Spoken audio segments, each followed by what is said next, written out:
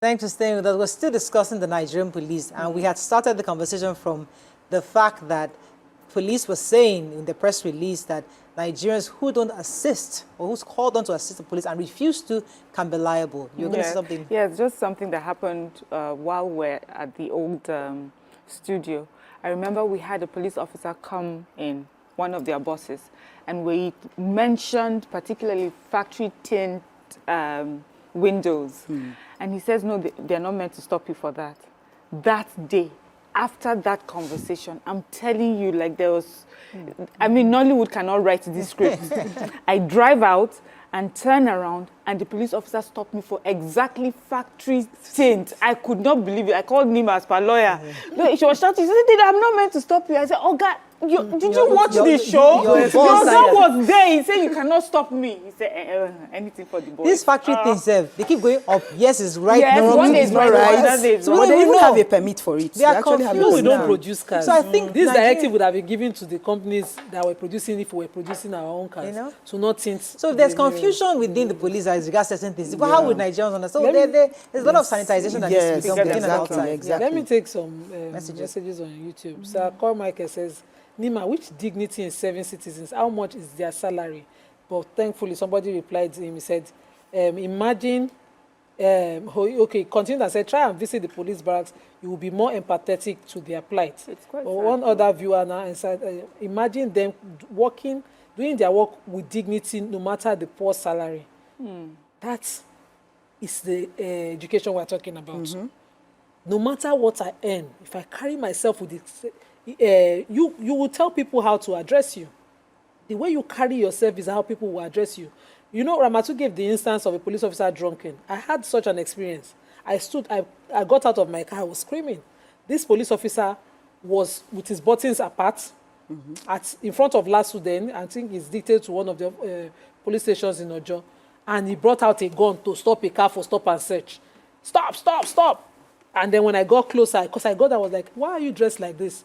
He was like, is that what I stopped you for? Bring your car papers. I gave it to another officer, and I followed him. I kept asking, why are you like this? And why do you stop this car with a gun? Do you see armed robbers? Do I look like I'm an armed robber? Why are you pointing a gun at me? You know, we were having that confrontation before one of them recognized me. I take a picture of him, and I said, I will call your PR. I will make sure that I get across to the PRO. But this is not how the image of a police officer should be. And you're on an inter-country road. Anybody can be coming from Cotonou and say, this is the image of Nigerian police that they know. And so they must carry themselves. There are senior police officers that are friends of mine. When I see them, oh, goodness. Even I want to be police. Yeah. They are so well dressed. There's a friend of mine, any money, if you are watching, any money is a senior police officer. And if you see my friend, the way she dresses, that's what I'm saying. The way she speaks. Yeah. No. So you want the to be a police officer. sanitization Will take time. We all sorts of people. These are years of decadence. This is years of neglect. Welfare. So but there are officers within the force who decide to do different, to do better. Yeah. So in spite of the... Peter, thanks for calling. Hello, good morning. Good morning, sir. Good people of your views. Yes, you sir. guys are doing a very wonderful job. Thank you, sir. To you. God bless you all. You see, I think the problem with Nigeria is in two phases. One, we need to know that these officers we're talking about are also members of our individual respective families. Thank you. Number one prerequisite that you must fulfill to be a police officer in Nigeria is that you must be a Nigerian by birth. That member of your family, that member of my family that is now a police officer, how was he raised? How was he brought up? Background check. We don't do that.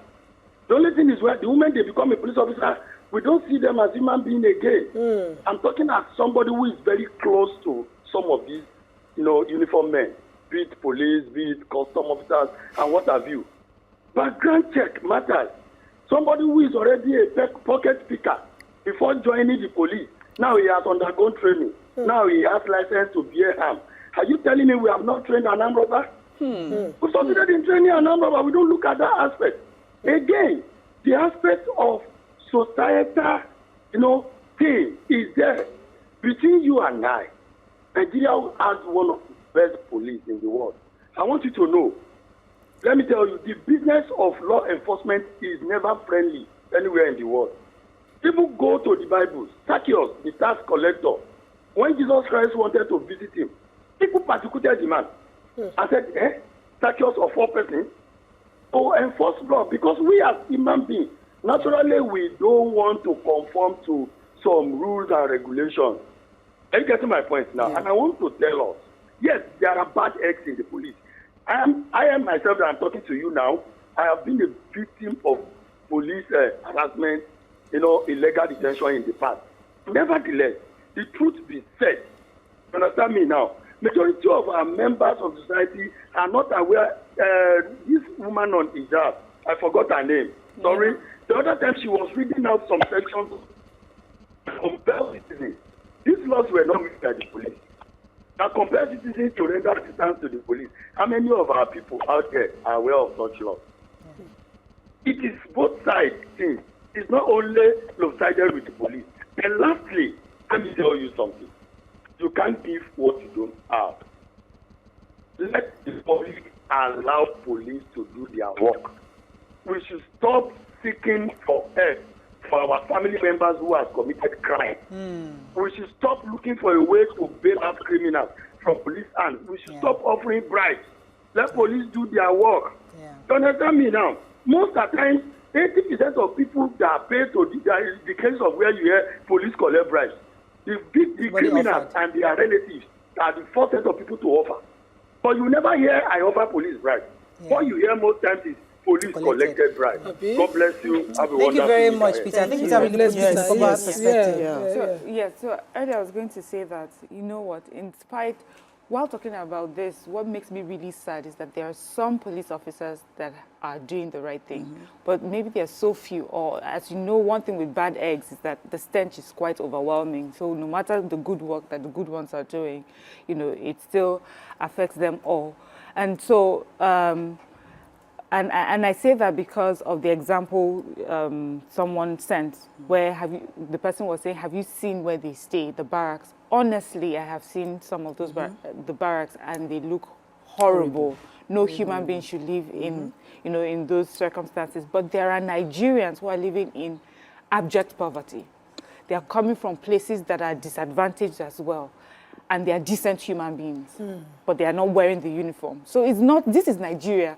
What is affecting the police officer? I'm not excusing it. It should not be, but there are Nigerians coming out from similar homes, and they are living their lives and doing well. So if they have the burden to still act decent, why would you, that you have the responsibility and the authority to protect Nigerians, misbehave because your barracks is not? I mean, that is not enough.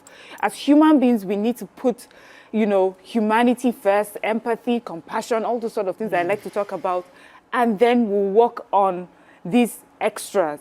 Now, the extras, which is welfare, infrastructure, sometimes I feel that the government in Nigeria does not understand the direct impact it has on the system, on the behavior of Nigerians as well as our security personnel. Military in the war front, we have seen cases where there was almost like a riot amongst them because welfare was lacking at some point. There is a direct correlation between how they are treated, how they are housed, how they feel that their families are catered to when they are there or not there, and how it affects the work that they do. So all this has to be put in perspective when you're dealing with situations like that. Just listing out policies is not enough. Work, serious work needs to be done. Okay, so let me add something to So let me add something to Miriam. Not just their homes, even their offices. If you go to their office, it's not a good place it's not a very good environment where you can say yes, somebody can come out and think very well. Sometimes when you go, you see their tables, they still do things manually. When you go to the police station and you're going to write a report, you have to give you one long, this you write, and then they will tell you that for using their biro, you pay 2,000, all of those things. And even their cars, their cars that they use for this is not sometimes fuel. Sometimes you pay for the fuel and then it's in a bad state. Absolutely correct. And they are always under the sun as well. When they are under the sun, the sun is hot. So you can imagine they will be hot on anybody that they see. So all of these things are no things that we society should can put into function without an an effective law enforcement agency. And I think it's important for us to, before we start giving responsibilities to citizens, I think the Nigerian police force also needs to get their act together and ensure that their personnel are well catered for. When you do that, it inspires them, and it also inspires Nigerians to respect and regard them, because it's who we see and and how they engage us that we begin to relate to. And I've seen that. I mean, I remember that there was a time where I used to work in an office many years ago, and things were really run down, and they were not paying us salaries. But you know something, the vision of that company held us there, because when the company finally went down, 9 months after, we weren't paid 9 months salary, but we're going to work, and we're doing our work diligently. Why? Because we bought into the vision of what that company was about. We were like soldiers. So for us, it wasn't about the salary. It was the fact that we have to make this thing work. And so that bigger vision must be drilled into the Nigerian police, law enforcement. Listen, this is our country. We are building a society, a law-enforced society. It's a society that functions, that our children can live in safety. So it's important for us to help these people see things differently, and that will take some time. Unfortunately, we have to wrap up on this. Let's go. We have a few comments. Let's take a few tweets before we wrap up. Me says, are you implying that if one comes across a policeman getting beat up by soldiers, as it often happens in Nigeria, and sanely avoids intervening in such dangerous situation, one has committed an offense? No, they'll call upon you to help. If you don't now help, that's probably what you have to be called upon. So when people see the police in problem in that Nigerian first, that Nigerian first judge them as never do well. But imagine if he or she is your brother or sister. But I would like to just jump on Mo's vision of what a police officer should do. So it's this attitude of, make I just close duty, go house. It should stop. And I'm hoping that the first PRO, because he started this conversation, is listening. Number one, do the documentary. Have small skits of each section of the Police Act to motivate the police on how to carry out their duties.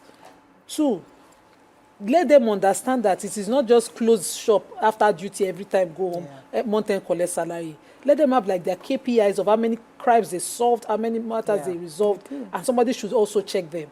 I remember the case of the fake eye case I told you. The officer told me to pay the perpetrator. So just said to me on the go. We just established that he was a criminal defrauding people with a fake eye.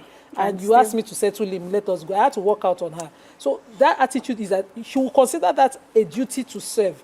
That's something that they will check her KPI on as well. You know, it's important. We have to wrap, but I wanted to just take in Engineer Tijani's comments. He was saying that life is like identical twins. What you get is what you garbage in, garbage out. True. We must change our recruitment process to ensure that we employ the people who have passion for the job. We need to return to elementary schools where we are helping them to train them in that way. We must change the orientation of all ramifications. Remuneration is key in all of these things, and we need to do better. Their job is to defend the society even at the cost of their lives. The training environment is also important, and that affects the psyche. We must also bridge the gaps between the people and the security agencies. There is a trust deficit, and we must work hard on this. That's all we can take on this segment. When we return, move on to our health segment. Stay with us. We'll be right back. Stay tuned. Your View will be right back.